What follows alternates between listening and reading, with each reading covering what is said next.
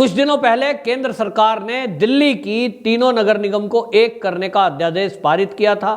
दोनों सदनों से पारित होने के बाद राष्ट्रपति जी के साइन हुए और उस समय उस अध्यादेश में ये कहा गया कि तीनों नगर निगम का परिसीमन दोबारा होना है, क्योंकि परिसीमन काफी सालों से हुआ नहीं है और अब जबकि इसको एकीकृत किया गया है तो परिसीमन के बाद चुनाव होंगे।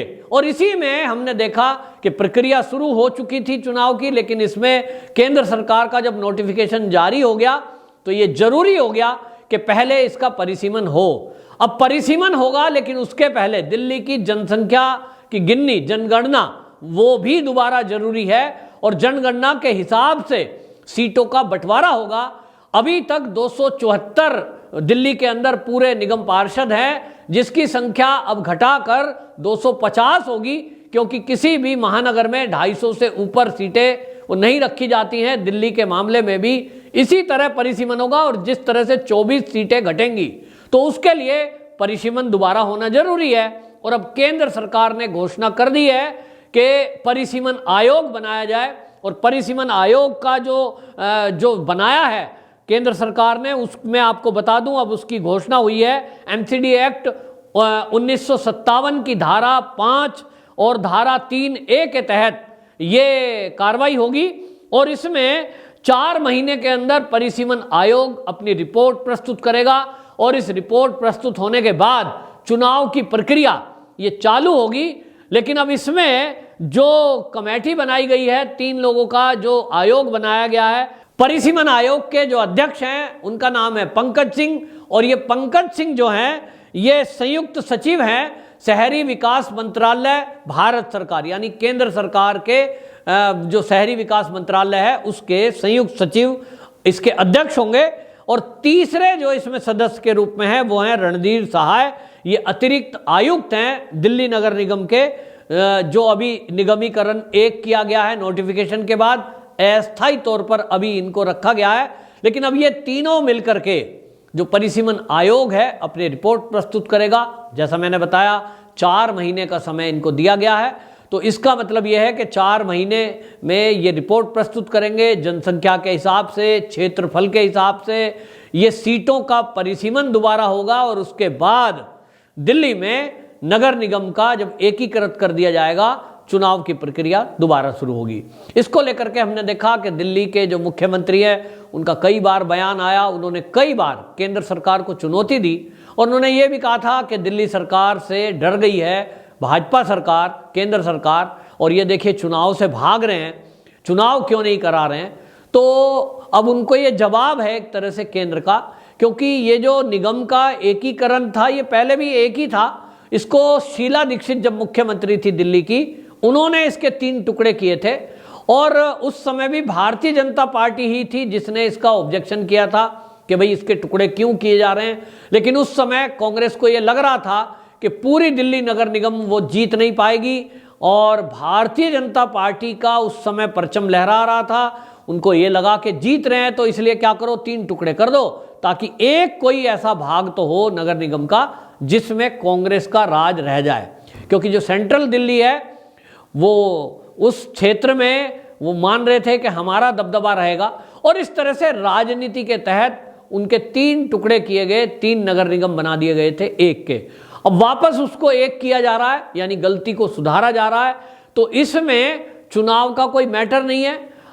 भारतीय जनता पार्टी अभी तीनों नगर निगम में कब्जा है उसका, एक तरह से कहें उसी के मेयर हैं, ज़्यादातर निगम पार्षद उसी के हैं, इसलिए ऐसा हुआ है। लेकिन अब नए सिरे से जब परिसीमन होगा, क्षेत्र का आकलन नया होगा, तो ये एक भारतीय जनता पार्टी के लिए चुनौती भी है, क्योंकि उसको अब एक तो ये है कि लोग दोबारा से देखना चाहेंगे कि जो अभी तक काम नगर निगम ने किए हैं वो कैसे हैं। अगर क्षेत्र में काम किए होंगे तो जनता पसंद करेगी, क्षेत्र में काम नहीं कर रहे होंगे तो जनता बाहर कर देती है। ये चुनाव की प्रक्रिया है।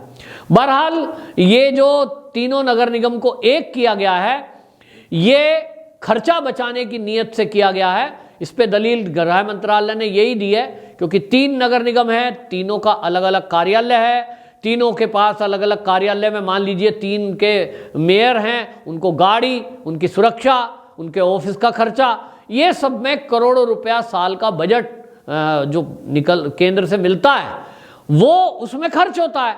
अब जब 3 के बजाय 1 ऑफिस रहेगा तो एक तो यह है कि एक दूसरे पर बात नहीं टलेगी।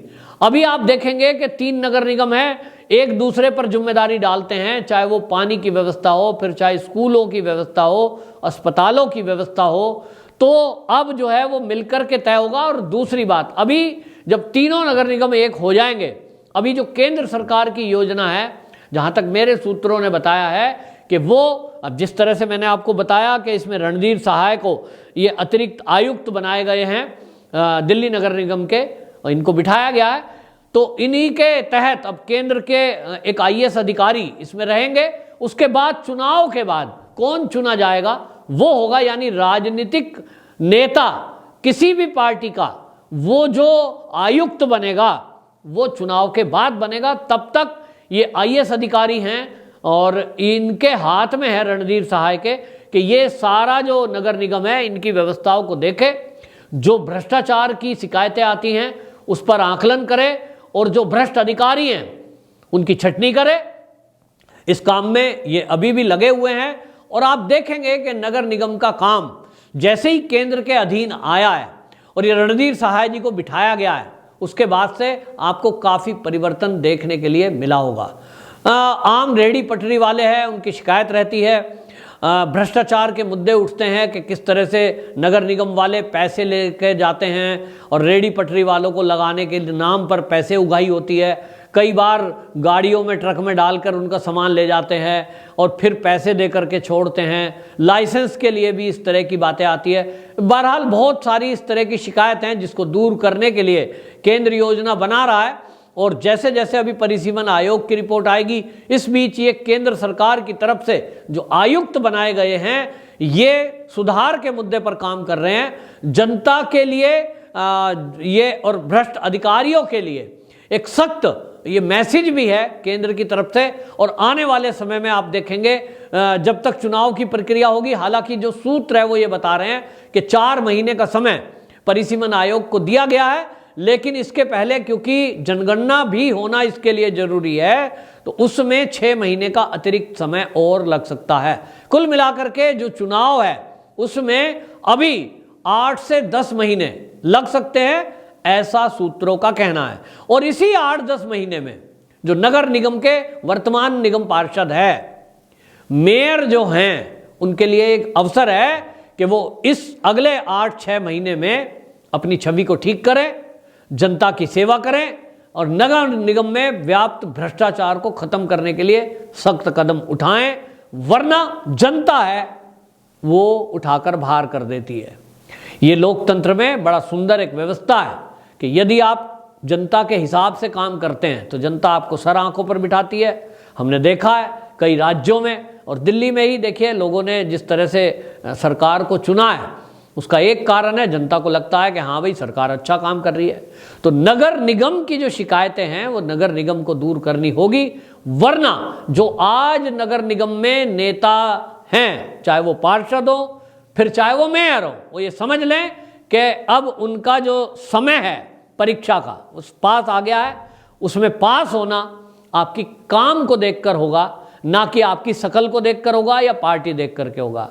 पार्टी के नाम पर वोट मिलता है, लेकिन लोकल मुद्दों पर निगम पार्षद हो या विधायक, इन 2 जो चुनाव होते हैं, लोकसभा विधानसभा चुनाव और नगर निगम के, ये स्थानीय मुद्दों पर होते हैं, काम के आधार पर होते हैं और बहुत क्लोजली लोग इनको देखते हैं। आपने किसी की नाली बनाई कि नहीं बनाई, सड़क बनाई कि नहीं बनाई, ये बहुत आकलन पास से होता है। और इसलिए सबसे कड़ी परीक्षा अगर किसी राजनीतिक दल की है या राजनीतिक लोगों की है तो मैं समझता हूँ नगर निगम या तो फिर विधानसभा के चुनाव में। लोकसभा का चुनाव राष्ट्रीय मुद्दों पर होता है, इसलिए वो उतना कड़ा व्यक्तिगत नहीं होता, वो पार्टीगत ज़्यादा होता है।